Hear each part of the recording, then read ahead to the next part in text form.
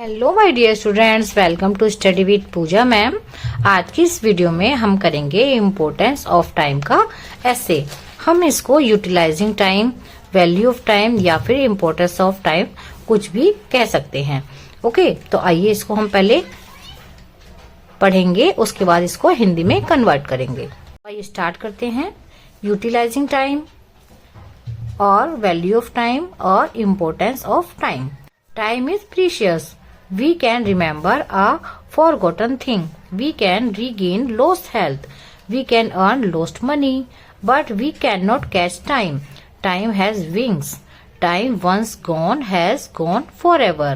It returns never. So make the best use of time at your disposal. Man has limited years to live.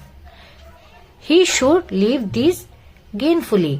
He should make maximum use of every movement. Even if one live 400 years, it is not much time, so one should not waste it in idleness. Some people say that it is very difficult to pass time. It is because they do not know how to make good use of time. They play cards for several hours. They waste their time. Others sit and waste their time in idle gossips. The students should spend most of their time in study. In spare time, they should play some games. A man who does not care for time, the time will not care for him. Time is the greatest gift of God. Those who utilize the time in good works are the example for the generations. तो आइए अब इसको हम हिंदी में convert करते हैं। Utilising time, समय का उपयोग। वैल्यू ऑफ टाइम, समय की कीमत। इम्पोर्टेंस ऑफ टाइम, समय का महत्व।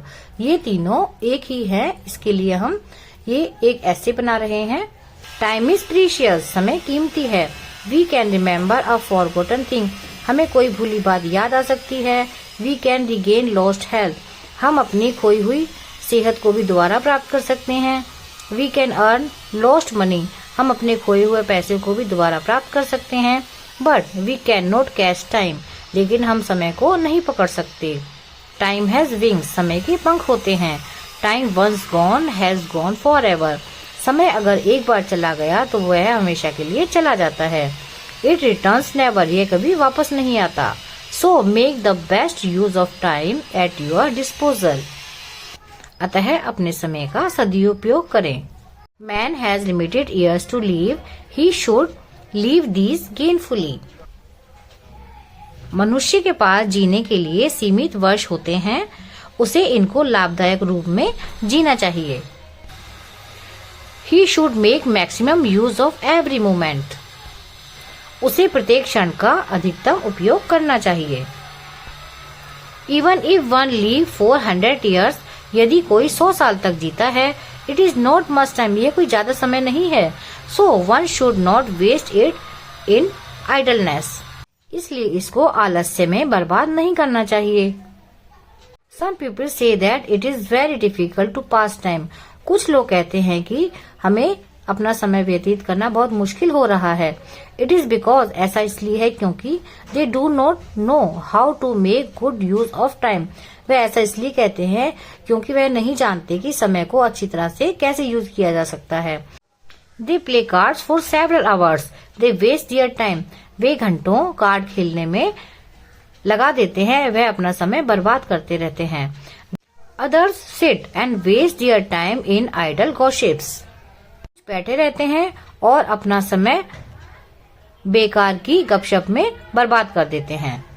The student should spend most of their time in study, विद्यार्थियों को अपना समय पढ़ाई में व्यतीत करना चाहिए। In spare time they should play some games, बचे हुए समय में वे कुछ गेम्स खेल सकते हैं। A man who does not care for time, एक इंसान अगर समय की केयर नहीं करता, the time will not care for him, तो फिर समय भी उसकी केयर नहीं करता। Time is the greatest gift of God, समय भगवान का दिया हुआ बहुत बड़ा उपहार है।